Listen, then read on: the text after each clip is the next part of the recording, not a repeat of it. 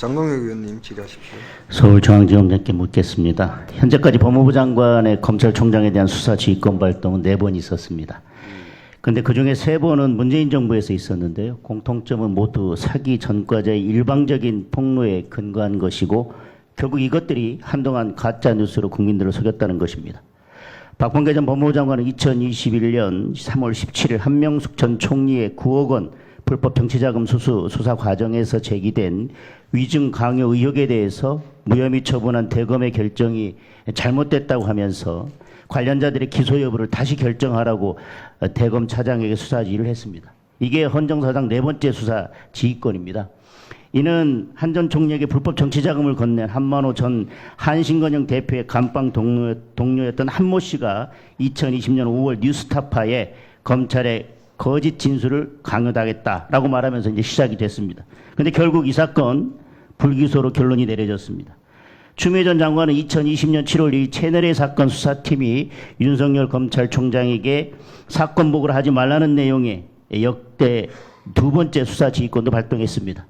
이 역시 역대 7천억 원대 금융사기로 징역 14년 6개월을 선고받고 복역 중인 이철 전 VIK 대표와 사기 횡령 정권 오범의 지모 씨가 MBC를 통해서 일방적으로 제기한 검언유착 의혹에 근거한 것이 있습니다.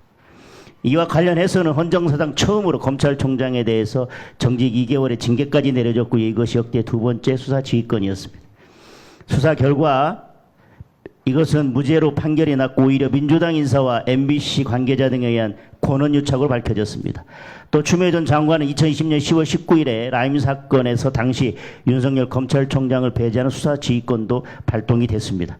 이 역시 1조 6천억 원대 피해를 낸 라임 사태 주범 중 하나로 이미 30년형을 선고받은 김봉현 회장의 주장에 근거한 것이었습니다. 이것이 3번째 수사 지휘권이었습니다. 결국 검찰 수사 결과 김봉현의 주장은 대부분 거짓으로 드러났고요.